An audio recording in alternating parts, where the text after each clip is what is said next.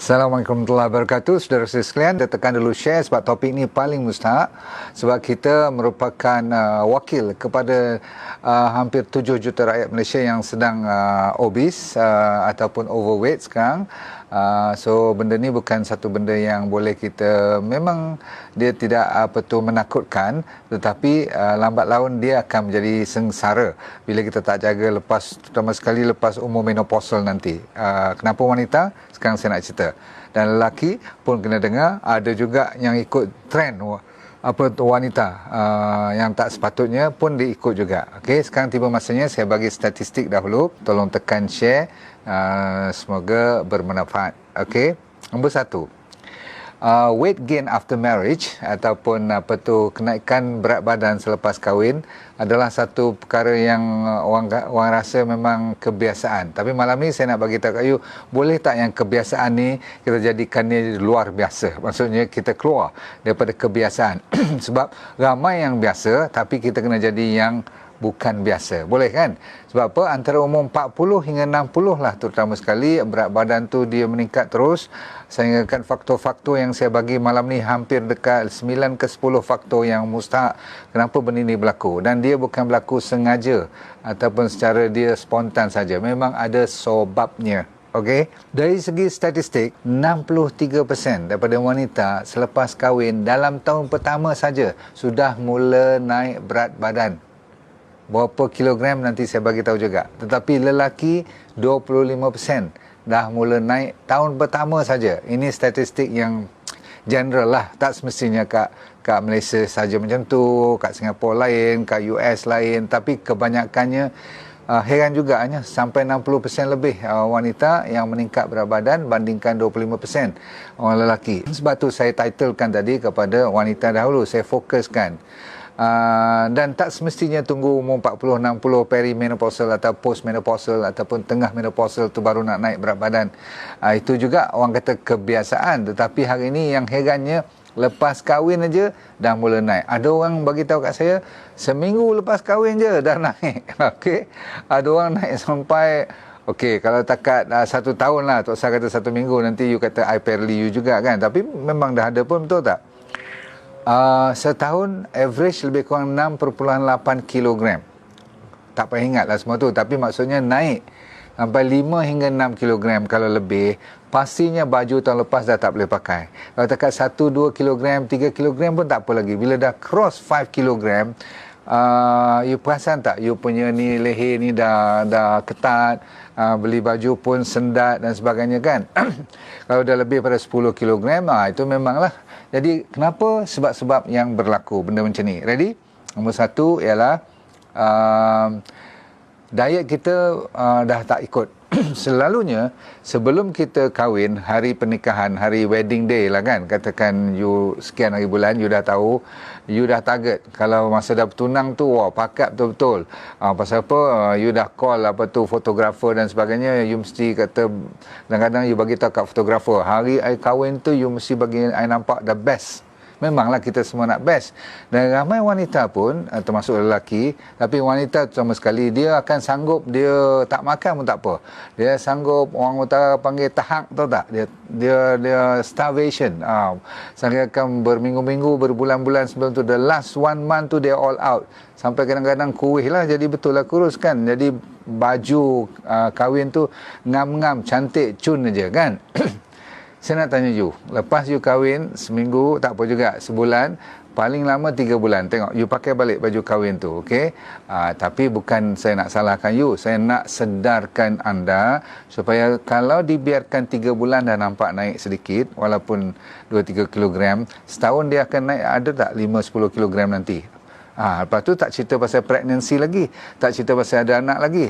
Maka you kena tolong dengar elok. Tak payah sampai nak starvation, nak jadi puasa sampai hari-hari sebelum hari perkahwinan. Lepas pada tu you lepas pula benda tu. Apabila you buat sesuatu, termasuk exercise, setengah orang pergi gym lah, pergi mana-mana, anak-anak muda, betul tak? Tuan-tuan dan sekalian, dengar elok. You kalau buat sesuatu benda yang you tak boleh tahan dia, tak boleh maintain dia, tak boleh istiqamah, lagi dahsyat bila you let go besok. Dah tak jaga makan, lepas tu tak exercise, dia boom terus. Melawak-melawak juga. You nak marah-marah tak apa, tapi you tahu hakikatnya niat saya ialah untuk bantu you supaya tak jadi macam kebiasaan orang, dah jadi besar pasal apa, dah ada anak 2, dah ada anak 3, masih boleh kita bantu. Nombor 1, bila dah lepas kahwin, pernah dengar cerita honeymoon kan? Okay? Bila kita honeymoon berbulan madu, dah lah makan bulan, dah makan madu dan sebagainya, cantik lah kan? Okay? Jangan jadi bulan cukup. Pasal apa nanti, masa kita katakan 3 hari lah pergi, zaman-zaman PKP ni katakan you tak boleh pergi mana. Paling tinggi pergi Langkawi ataupun pergi Pulau Redang atau sampai pergi Kuching, Kota Kinabalu pun. Masa tu makan you jaga tak? Bagi tahu kat saya. Okey, kita let go. Perhatikan seminggu tu saja. Macam kita lepas puasa Ramadan, ingat tak kita hari raya pertama, kedua, ketiga naik tak? Macam tu lah juga. So tak apa, kita bagilah hadiah sebab kita dah kahwin, kita dah jaga badan, cantik, cun, so kita let go. Tetapi diet dah berterabur, betul tak? Pemakanan, jangan guna perkataan diet ni orang tak suka dengar. Tapi pemakanan tibai apa saja, betul? Okey, tak apa, kita bagi orang panggil cheat day lah. Kalau seminggu pergi honeymoon, seminggu tu lah cheat day kan. Takkanlah nak jaga masa honeymoon kan. Itu antara sebab pertama kenapa kita dah mula naik berat badan. Nombor 2, cara kita makan lepas kahwin dah mula bertukar. Sebab dulu kita makan kat rumah mak, rumah sendirilah kan. Masakan tu pun kita dah biasa. Tapi bila kita dah kahwin, perempuan nak jaga hati lelaki, betul tak? Kadang-kadang you kahwin dengan orang negeri ni, orang negeri tu cara makannya macam ni, macam tu kan. Kadang-kadang you kena sacrifice, nak kena ikut partner punya. Jadi katakan dulu you makan lebih A, sekarang you nak kena makan lebih B pula. Dan B tu mungkin tak sesuai dengan you, tapi sedapnya pasal sebab nak bagi suami pun happy, maka you makanlah bersama. Jadi sama-sama seronok makan, sama-sama lah naik. Tetapi wanita kenapa dia lebih cepat naik, nanti saya cerita. Ini semua fiziologi, ini semua ada biologinya, faham? So nombor 1, tadi saya dah kata tadi untuk nak bagi hubby pun happy sebab you dah mula buat masakan. Kalaupun you belum pernah belajar makan, habit seterusnya ialah suka makan luar. Bila you baru kahwin kan, you bersamaan, masa tu bercinta, faham tak? Semuanya indah belaka. Makan pun tengok mata, bertentang mata. Kadang-kadang duduk di sisi, kadang duduk berdepan. Semua seronok lah. Tak nampak hujan, tak nampak apa pun. Tapi mulut dah makan luar. Makan luar selalunya memang ada bahan-bahan yang you tahu sajalah kan. Pastinya paling minimum Ajinomoto kan. Ada bahan-bahan yang menyedapkan lagi. Tapi masa kita bersembang, kita tak sedar makan. Anak-anak muda pula suka fast food, betul? Right, you pun dah faham. Jadi ini antara sebab seterusnya. Kita punya keutamaan sekarang dah bertukar. Terutama sekali bila kita dah ada anak. Memang kita nak jaga bukan takat husband saja. Kita nak jaga nak jaga anak lagi. Okay? Dan bila anak tu membesar, lagilah nak kena banyak lagi kerja. Jadi kita banyak sangat usaha-usaha yang kalau dibandingkan lelaki kadang-kadang kurang sikit memikirkan. Kalau saya kata tak memikirkan langsung, orang lelaki pula marah saya. Tapi sebenarnya betul kan, orang lelaki ni kerja ataupun kalau boleh you jagalah rumah contoh. Tapi zaman moden ni ada lelaki yang dah basuh pinggan dan sebagainya. Okey, alhamdulillah. So bila you pregnant, sebelum dapat anak pun you ada sebahagian daripada anda yang craving, tetap mengidam yang katakan cinnamon bun lah, nak cheesecake lah, benda-benda yang cun-cun semualah, yang bulat-bulat, yang kalau saya salah cakap kan, makanan tu pun mempamerkan badan you nak jadi apa nanti kan. Heavy dalam tu, banyak butter, banyak cheese dan sebagainya kan. Sebab you kalau craving, you suka benda-benda manis pula tu, habislah cerita. Akak-akak sekalian, you jangan marah kat saya tahu. Sebab apa? Yang saya cakap ni memang betul. Saya nampak sendiri berlaku kat rumah saya pun. Jadi tak apalah, masa craving takkan tak boleh kan, masa kita mengidam takkan tak bagi langsung. Tapi adakah betul itu mengidam ataupun mula dengan gula? Gula ni bukan mengidam sangat, dia sendiri ada dia punya ketagihannya. Tahu kan gula lebih kuat daripada morfin, tahu tak dia punya ketagihan dia? Kalau tak tahu saya bagi tahu sekarang, okey. So mula you macam nampak mengidam, tapi lepas tu you nak aja benda manis, kek nak kek aja lagi. Okey, so you kata berat badan naik, betul lah sebab baby ada kan. Tapi tak semestinya kita ada berat badan yang sesuai untuk kenaikan baby punya size dan sebagainya.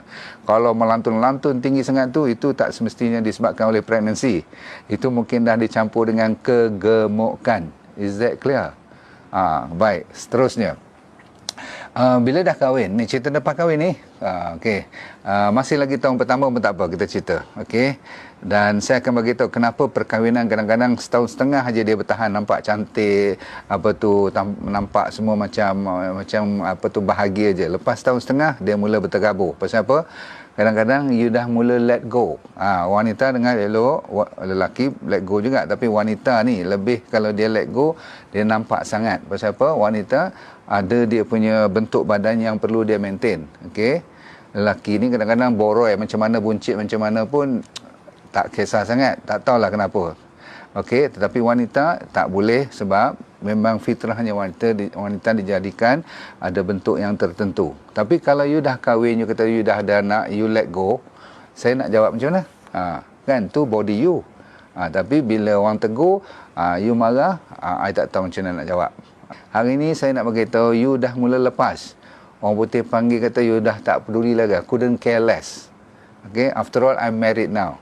Dan seterusnya, apabila berlaku comfort, maksudnya you aman, damai. Sebab dulu nak impress husband tu tak, nak bagi husband tu tak tengok orang lain lah, faham tak, betul tak? Sekarang you dah dapat dia. Kadang-kadang kalau you berpendapat ataupun bersikap macam tu, salah besar. Jaga baik-baik, saya kata lagi sekali, salah besar. You kena sentiasa ingin menjadikan husband you nak tengok you juga lagi. Memang mereka boleh spotting dan boleh faham bila you pregnant, you jadi gemuk, lepas pregnant beberapa bulan masih lagi gemuk, no problem. Bertahun dua pun tak apa. Tapi kalau bertahun-tahun lagi besar, kalau selamanya dia senyap je, dia tak tegur lagi dah suami you tu, you kena tanya dia, betul ke dia masih lagi sayang, betul-betul sayang, ataupun disebabkan sebab dah kahwin dia pun tak kisah lagi dah. Kalau berlaku macam tu dan you pun let go, itu yang jadi sampai obese gila-gila tu. Okey, sebab apa? You dah dalam keadaan dia panggil comfortable zone. You dah tahu laki you tak akan lari lagi dah. Contoh, kalau you berfikiran macam tu, disebabkan you dah kurang, bila dah kahwin lama sikit, 2, 3, 4, 5 tahun ke atas, anak pun dah masuk 2 atau masuk 3, lepas tu dia dah mula nak duduk kat rumah. Jangan-jangan lagi nak keluar disebabkan banyak kerja, nak jaga anak membesar. Dan so, bila duduk kat rumah, jangan lagi keluar, jangan lagi ada masa. Betul, memang wanita tidak ada masa, itu saya faham. Makanya lah, kita kena ambil pot, betul-betul, ambil jaga betul-betul macam mana body tu supaya tidak membesar secepat yang kita terkejut pula tengok badan-badan sekali timbang dah, macam mana nak buat ni, mula 10 kg overweight masih lagi bersemangat nak turun balik, bila dah sampai 20 kg macam mana nak buat. Itu yang kadang-kadang tu orang dah give up. So malam ni saya mengharapkan beri semangat pada anda supaya jangan give up. Saya bantu anda apa yang antara faktor-faktor yang you kena tengok. Nombor satu ialah tidak lain tidak bukan ialah makanan. Pastikan you tengok makanan, dan dalam list makanan yang you suka tu dah terlepas pandang pun rupanya hampir 50% daripada makanan tu memang tak sepatutnya masuk dalam badan you. Tapi disebabkan gian, terutama sekali benda yang bergula, nombor dua benda yang bersusu, dan suka sangat daging-daging yang ialah termasuk yang ada hormon yang selalu saya ceritakan. Sampaikan you tak boleh tidur tanpa tak makan daging-daging, terutama sekali ayam lah kan. So contoh-contoh, kalau you dah tahu ada hormon, ada antibiotik, ada growth hormon lagi yang membesarkan badan, you makan untuk hormon-hormon tu untuk nak membesarkan ayam atau kambing atau lembu tu kan. Tapi sebenarnya itu untuk kambing dan lembu tu atau ayam tu nak besar, bukan you yang nak besar. Tapi you makan juga benda tu, nak buat macam mana? Okay, so kalau nak juga makan daging, selalu saya kata cari daging yang organik, daging ayam kampung betul-betul, yang you tahu siapa yang bela. Okay, baik, tak apa. Yang nombor dua ialah nanti saya cerita kalau you terlalu stres, you kena sembang dengan husband you betul-betul. Kalau betul you berniat malam ni nak kuruskan badan, you kena discuss dengan husband you. Kalau dia yang punca, dia yang penyebab utama, tolong duduk sekali. Itu pun kalau betul husband punya cerita. Tapi kalau you lebih sensitif, kan, bila orang ni dah banyak kerja, orang dah pening, kan, kadang-kadang you suri rumah tangga full time kat rumah, banyak kerja tu, husband balik pula goyang kaki dan sebagainya, you jadi hot. Itu pun penyebab you cepat jadi gemuk, faham tak? Lepas tu tidur. Maklum saja kalau anak kecil tidur tak cukup. Tidur tak cukup saja boleh menggemukkan lagi. Jawapannya, saya takkan nak boleh bagi jawapan semua kalau you tak boleh tidur, betul tak? Kalau anak bangun malam macam mana nak buat, takkan nak suruh dia senyap. Maka kena give and take, kena jaga lebih kepada benda yang you boleh kontrol. Baby yang bangun malam tu you kadang-kadang tak boleh kontrol, kan, bila kan you kena ajar ataupun you kontrol cara bagi susu semua tu. Tapi yang penting ialah yang boleh kontrol makanan. Nombor 2 stres. Nombor 3 tidur pun boleh curi-curi balik tidur, ganti. Sebab apa? Faktor umur. Bila you dah naik 35 nak masuk 40, bila naik 41 ke atas, fasa seterusnya lah fasa premenopausal. Bila datang 45, kalau berat badan meningkat sangat tu ada kaitan dengan hormon-hormon yang saya nak cerita. Lepas tu faktor genetik. Kalau ada family yang besar-besar juga, lagi you kena jagalah, kan. Walaupun itu faktornya cuma 5-10%, yang penting sekali ialah gaya hidup you. Dah mula main dengan iPad, dah mula main dengan WhatsApp dan sebagainya, always on the handphone all the time, punggung tu terletak atas kerusi all the time. Yang cakap ni pun sama juga, bukan you je. Kita boleh tahu badan kita senang naik. Okay. Jadi tiba masanya saya tutup cerita dengan 9 hormon. Sebab tu saya memberi topik pada malam ni ialah wanita, sebab hormon ni banyak mengganggu wanita. Lelaki pun dia ganggu, tapi saya kata apa, wanita lebih sikit. Nombor 1, kalau hormon seperti hormon thyroid, wanita kan lebih daripada lelaki masalah hormon thyroid ni. So kena check, kalau hormon ni tak betul, dia pun boleh you jaga macam mana makanan you pun. You dah ikut diet D&D diet saya cerita, makan buah, makan sayur betul pun, malam puasa semua masih lagi naik. I think you kena check hormon thyroid tu dahulu, okay? Nombor 2 ialah you kena check masalah you punya, tadi saya dah ceritakan suka makan gula-gula, kan. Memang benda yang manis, sama ada you nampak dengan mata kasar ataupun tak, tolong cut off, okay? Kalau you nak maintain body you sampai bila-bila boleh. Yang penting sekali ialah gula. Okey, untuk kegemukan dia musuh utama. Okey. Sebab apa dia musuh utama? Anda tahu kan, bila gula banyak dalam badan kita ataupun kita suka makan, gula ni meningkatkan insulin. Insulin tu kalau sikit-sikit tinggi tak apa, tapi kalau hari-hari tinggi, lama-lama dia jadi orang panggil insulin resistant. Maksudnya dia dah tak mau dengar cakap insulin. Bila tak mau dengar cakap insulin, sel-sel kita ni tak terimalah apa tu gula, maka gula tu bertaburan dalam darah kita. Itu yang dinamakan apa? Itu dinamakan diabetes mellitus. Kalau dah ada diabetes, lain pula cerita pula nanti, kan. Seterusnya, tadi kan saya kata kena jaga stres. Kenapa? Fitrah manusia bila dah kahwin memang ada dugaan ataupun kerja banyak dan sebagainya tu. Berarti stres tak boleh lari 100%. Tapi kalau tak boleh kontrol, ada benda-benda yang memberatkan pemikiran you sehingga kan tak patut ada jadi. Contoh, saya selalu cerita kalau ada suami buat cerita lain pula, buat perangai lain, itu antara penyebab utama. Sama ada you akan kurus kering terus, tak lalu makan, ataupun you akan jadi obes. Sampai jadi kanser semua tu banyak kali saya ceritakan. Ada bibit cerita yang 10-20 tahun dahulu yang tak lepas, you maafkan dia tapi you tak lupa. Faham tak? Cerita ni pernah dengar kan? Inilah antara sebenarnya. Selain daripada kanser, awal-awal lagi dah mula jadi berat badan meningkat, kadang-kadang tak kontrol pun. Sebab apa? Bila kita stres, bila kita bergaduh dan kita tak lepas, kita dendam, maka kita boleh tingkatkan kortisol. Hormon yang seterusnya namanya kortisol. Thyroid, insulin, kortisol. 3 hormon yang cukup kuat dalam wanita yang dia boleh menyimpan fat dalam badan kita. Bila kortisol tinggi, stres, dalam keadaan geram, marah, takut dan sebagainya tu, tak confident, maka fat akan disimpan lebih disebabkan oleh hormon yang meningkat namanya kortisol. Lepas tu ada satu lagi hormon, testosteron. Selalunya testosteron ni untuk orang lelaki. Okey, tapi wanita pun ada testosteron. Lelaki pun memang ada estrogen pun. Okey, so kita Tuhan bagikan, lelaki tu banyak testosteron, kalau perempuan tu banyak estrogen. So you tetap kena ada testosteron. Tapi bila meningkat sikit umur dan you dalam keadaan yang stres dan sebagainya tu, kan, termasuklah berumur dah sedikit, kadang-kadang 40 ke atas tu dia dah mula turun. Apa tu dipanggil testosteron. Bila testosteron tu jatuh sangat dalam badan you, tak cukup langsung, maka you akan banyak hilang you punya muscle. You pernah tengok tak perempuan yang lembek kat sini ni kat bawah ni, dia jadi walaupun umur baru 30-an ke atas, dia jadi macam mengelebih kat sini, faham tak? Terutama sekali bahagian tangan ni lah kan. So kalau you angkat tangan tu, semua jatuh kat sini kan.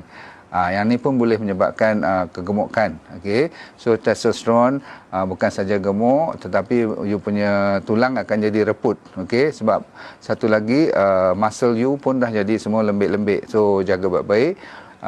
Hormon yang seterusnya nama progesteron. Progesteron kalau bila dah kurang disebabkan faktor umur ataupun dah lama kita tak jaga badan ni, maka dia pun boleh menyebabkan you punya masalah mental fog. Mental fog tu tak boleh berfikiran yang waras, sensitif, benda-benda macam ni ada kaitan dengan stres juga. Baik, seterusnya, estrogen memainkan peranan penting. Hormon estrogen ni semua tahu.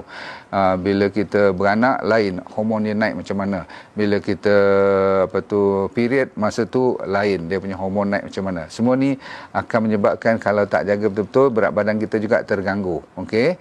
Dan kalau estrogen sepatutnya tinggi, dia pula jatuh. Okey?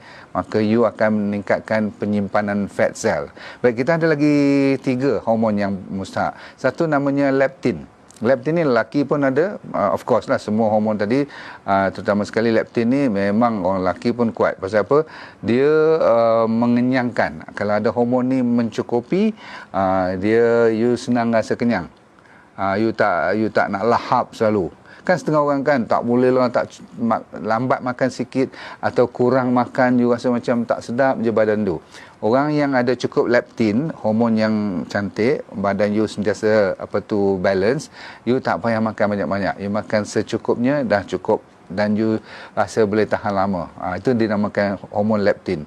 Dia orang yang kadang-kadang gemuk ni, kadang-kadang leptin dia terganggu, menyebabkan dia rasa lapar je selalu. Okey, so dia susah nak rasa kenyang. Satu lagi ialah yang lapar selalu tadi, nama apa hormonnya? Ghrelin. Kenapa tidur mustahak? Untuk semua jenis kesihatan, nak jaga kesihatan, ialah melatonin yang keluar masa kita tidur yang cukup dan waktu malam sahaja. Kalau tidur siang, melatonin tak keluar, Kak, abang sekalian. Yang tidur siang tu bolehlah, itu power nap, nak bagi kita segar sikit kan, waktu tengah hari sekejap tu tak apa. Tapi yang paling kuat, waktu gelap dan tidak ada blue light, maksudnya tidak ada iPad, iPhone dan sebagainya, tu tak ada dalam pandangan you. Jadi dia suasana agak tenteram, you dapat melatonin. Dalam melatonin tu masa keluar, dia repair banyak yang tak kena dalam badan kita, nak balance balik engine kita tu, supaya besok pagi kita boleh bertugas balik seperti biasa. Dan dalam masa tidur tu juga kita ada growth hormone. Melatonin dengan growth hormone tu keluar. Growth hormone tu untuk apa? Growth hormone tu untuk jaga balik kita punya muscle, otot kita. Semoga kita tak nampak banyak fat, kita lebih banyak muscle. Faham tak? Tapi yang penting, selalunya you dah tahu benda mana yang menyebabkan you gemuk cepat, makanan apa yang kurang kan. Setengah orang dia tak boleh makan langsung setengah pinggan nasi pun dah mula gemuk. Tu you nak tahu kenapa semua tu, nanti saya akan cerita, okey. Tapi buat malam ni yang penting you jaga, jangan ambil gula. Itu nombor 1. Buat satu ni dulu. Kalau saya suruh buat sampai 5-10 benda nanti, you kata doktor meluatlah dengar. Okey, tapi orang cuma tukar satu je, tak makan gula saja dalam hidupnya, sebenarnya boleh tahu. You tak payah makan gula, you tahu tak? Sebab banyak benda tak perlu gula pun, kecuali sikit-sikit ataupun nak bubuh. Kan honey boleh, kan stevia boleh, bubuh kurma boleh. So kenapa you kata tak boleh manis dalam makanan you? Boleh kan? Dan fajri saya kata bubuh takat 1 sudu teh, 1 gulai tu boleh, no problem kan? Yang tak boleh tu teh tarik, susu pekat, lepas tu you ambil cheese, you ambil burger, you ambil ambil buns dan sebagainya, and cakes after cakes. My God, most of you kadang-kadang kalau I cakap ni macam bebel je kan, tapi kalau I tengok you makan macam ni, dunia tak cukup makan je, padahal you makan lebih pada sepatutnya dah. Baiklah, yang penting ialah gula. jaga baik-baik. Susu, daging itu pun kalau yang organik saya masih lepaskan. Kalau sudi nanti 25 hari bulan saya akan cerita yang detail. Saya dah bagi cerita ni, cuma nak bagi tahu kat you berapa gram nak makan, apa yang kena tinggikan, apa yang kena kurangkan, dan itu kena program yang hampir 2 jam. Saya akan cerita pada 25 hari bulan, namanya Goodbye Obesity. Tak kira pasal you dah kahwin ke ataupun you dah menopausal ke, semua general. Asalkan orang lelaki pun yang gemuk, nak belajar macam mana nak kurus, yang boleh tahan lama. Bukan kurus 2 bulan, lepas tu besar balik 2-3 tahun. Tak mahu. Itu yo-yo tu memang bahaya pun. Okey? Dan bagi mereka yang gemuk bahagian perut, saya bagi warning. Okey? You tak faham ni bila I cakap ni. Tetapi bila dah kena high blood pressure besok, dah kena penyakit heart attack, dia selalu akan buncit-buncit kat perut-perut ni, bahagian tepi-tepi pinggang ni kan, yang melebih-melebih semua tu, dia selalunya kacau jantung, kacau masalah diabetes, senang kena high blood pressure. Ini 3, kalau dah campur dengan stroke, tak apalah. Bahkan ada orang buat kajian, ada ketinggiannya orang yang gemuk macam ni, yang bahagian perut ni, senang kena kanser pula tu. Tak ceritalah pula gout, masalah sendi, susah minyak hitam nak proses elok bagi mereka yang dah terlalu heavy kan. Okay, tolong share ya, malam ni very important. Saya cuma suruh buat apa malam ni? Tolak gula je. Saya tak suruh banyak-banyak pun. Itu saja pun dah cun. Bukan gula pasir, gula apa saja yang ada gula. Maksudnya you dah tahu dalam tu ada gula. Termasuklah kuih dan sebagainya. Beberapa hari bulan saya punya Goodbye Obesity, 25 hari bulan pukul 10 pagi. Siapa yang dah cuba D&D Gayo Coffee dengan D&D Lorix kan, VCO minyak kelapa darah saya tu, you combine together, you campur pula dengan sacha inci, you jadikan coffee bomb. Yang tu amalkan 2 kali sehari. Yang tu saya akan ajar lagi dalam program Goodbye Obesity. Tapi saya dah cerita pada anda pun, kalau sebagai mukadimah saya dah cerita, boleh buat coffee bomb tu, you boleh start daripada sekarang. Sambil buat D&D diet, coffee bomb tu boleh masuk ke dalam. Okey. Saya ulang, coffee bomb ialah D&D Gayo Coffee, buat sesedap rasa, no gula at all. Lepas tu you campur sacha inci 1 sachet dan 1 sudu besar D&D Lorix VCO yang kita buat special untuk kanak-kanak tu. Orang dewasa punya pun ada. You ambil, you campur, you kacau elok, you minum. Kalau tak biasa, kurangkan you punya minyak tu dulu. Okay? Biar biasakan dahulu. Alright. Yang tu sebenarnya you boleh tahan sampai tak makan tengah hari pun. Faham tak kalau you minum pagi? Alright. Kalau you minum petang, you punya dinner tu akan rasa tak banyak-banyak pun you akan kenyang lagi. Kena cuba. Durian is healthy. Yes, durian boleh. Tapi setakat yang patutnya lah kan. Sampai 2-3 biji tak boleh lah. Kalau dekat 3-4 ulas, no problem. Alright, bye semua. Assalamualaikum warahmatullahi wabarakatuh.